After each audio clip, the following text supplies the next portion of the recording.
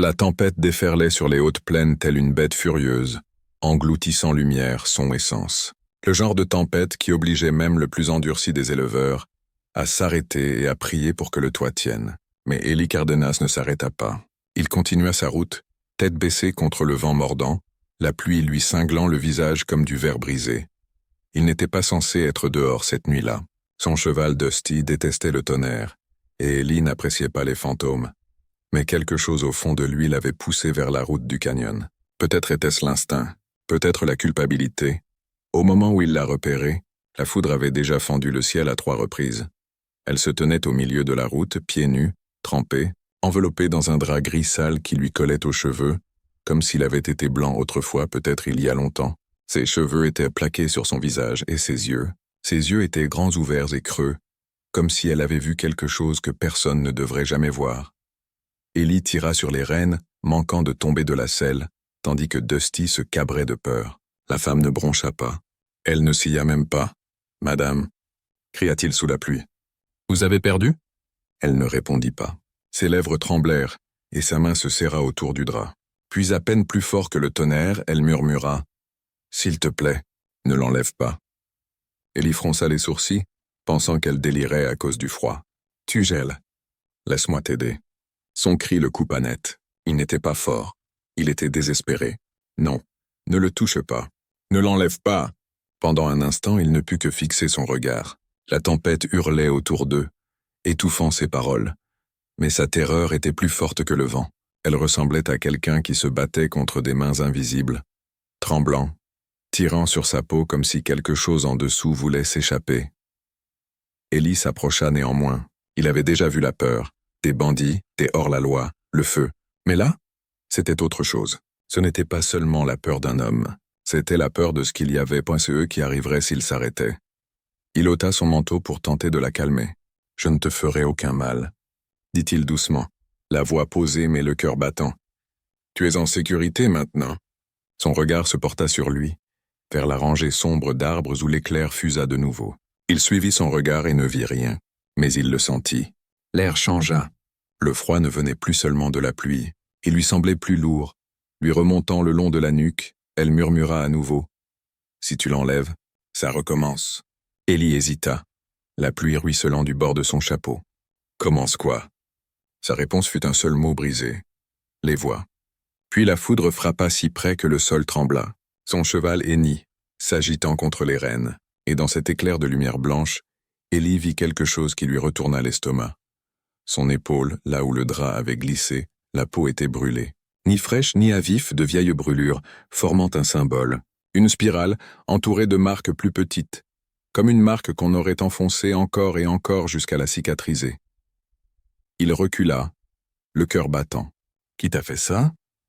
Elle secoua la tête et serra plus fort le tissu. « Ils ont dit que c'était la marque de protection, » murmura-t-elle.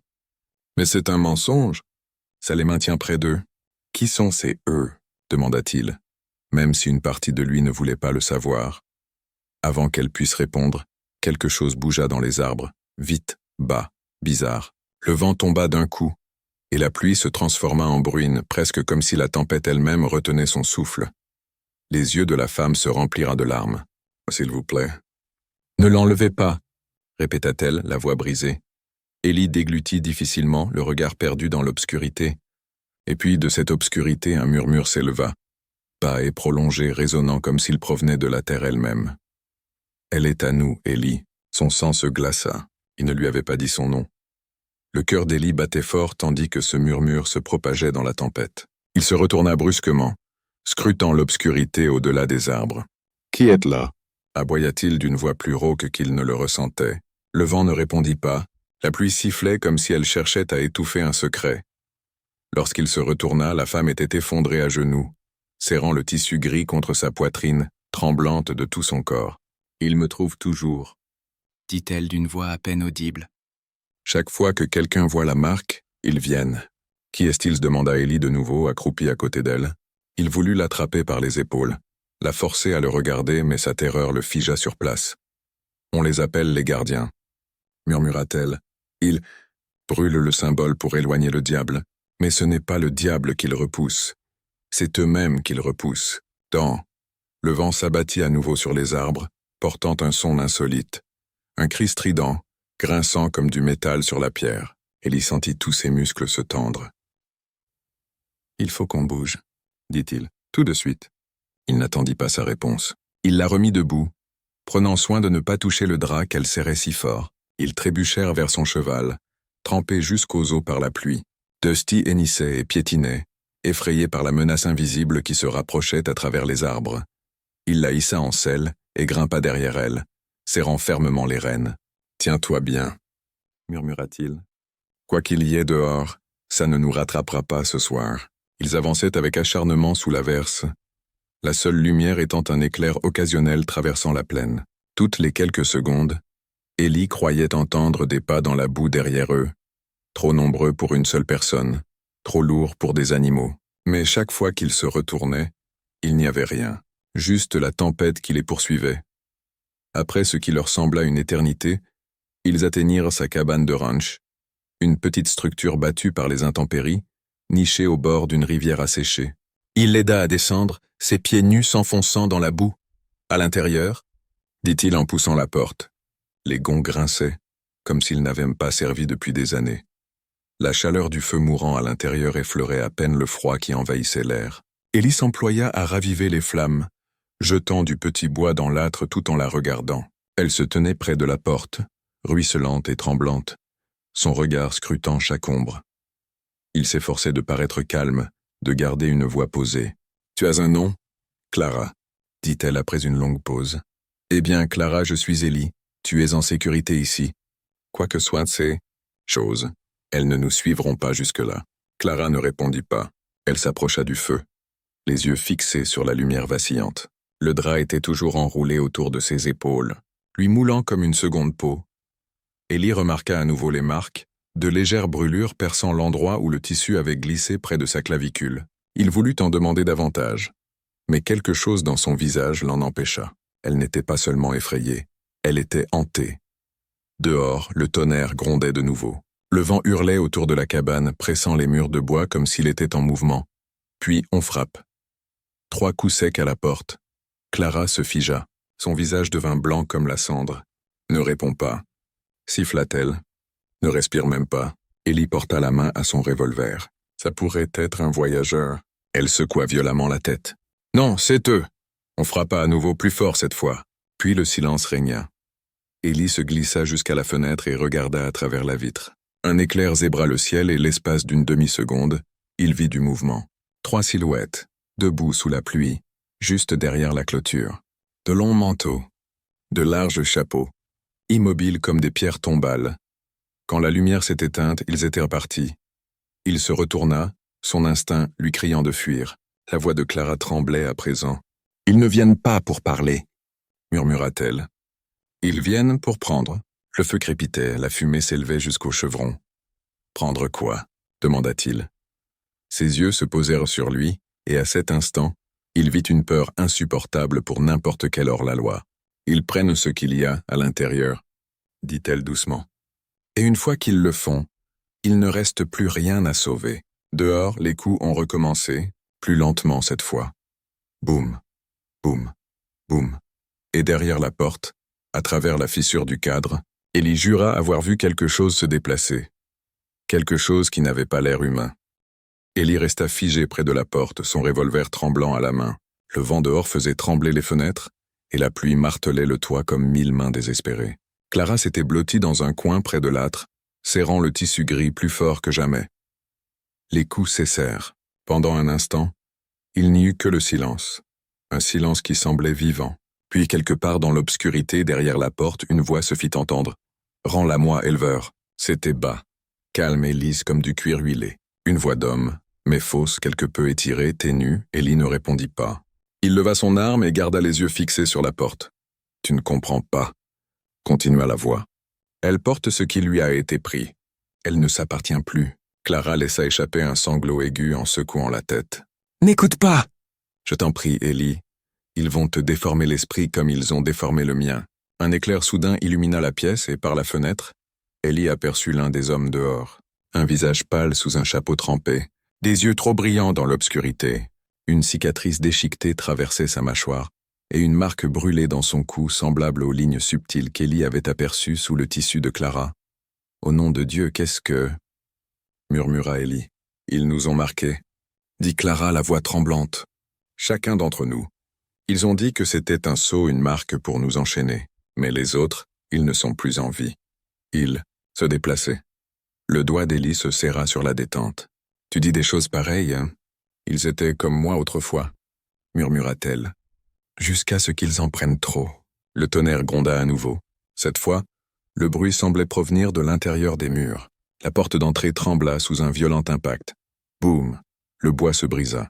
Clara hurla, et Ellie s'avança et tira à travers la porte. Le coup de feu déchira la nuit. Pendant un instant, le silence régna. Puis vint un grincement, des clous, des griffes, quelque chose, qui s'écoulait lentement le long de la porte. Le pouls d'Ellie bourdonnait dans ses oreilles. Il se tourna vers Clara. « Il faut sortir par derrière. » Elle ne bougea pas. Ses mains étaient tombées du tissu et, pour la première fois, Ellie vit ce qu'elle cachait. Là, gravé sur son épaule et sa poitrine, se trouvait un symbole, circulaire, fait de lignes entrelacées et irrégulières, brillant faiblement sous la lueur vacillante du feu. Il pulsa, une seule fois, comme un être vivant. Ellie recula en titubant, l'estomac noué. « Clara, c'est quoi ce bordel ? » « Je t'avais dit de ne pas regarder, » s'écria-t-elle. « Quand quelqu'un le voit, ça se propage. C'est pour ça qu'ils viennent. Pour finir ce qui a commencé. » La cabine trembla à nouveau lorsque quelque chose claqua contre la porte assez fort pour faire vibrer les charnières. Ellie attrapa son manteau et le jeta sur ses épaules. On ne reste pas pour savoir ce qu'ils veulent. Mais alors qu'il lui prenait la main, le feu s'éteignit. D'un coup, un vent froid balaya la cabane, et la seule lumière provenait de cette faible et terrible lueur sur sa peau. De l'extérieur, on entendait le bruit de bottes dans la boue. Beaucoup de bottes. Elles allaient vite. Ellie se tourna vers la porte de derrière, mais Clara ne le suivit pas. Elle se tenait dans l'obscurité, le visage éclairé seulement par cette lumière étrange. Son expression avait changé. La peur était toujours là, mais quelque chose d'autre aussi, quelque chose de résigné. « Ils ne s'en prennent plus à moi, » dit-elle doucement. « Ils s'en prennent à toi. » Ellie retint son souffle. « Que veux-tu dire ?» Elle leva les yeux vers lui. « Tu as vu la marque ?» « C'est tout ce qu'il faut. » Il secoua la tête, refusant d'y croire. « Non, non, on peut partir avant qu'il… » Le bruit de la porte d'entrée arrachée de ses gonds le fit taire. Ellie pivota, arme levée, mais ce qui franchissait la porte n'était pas un homme.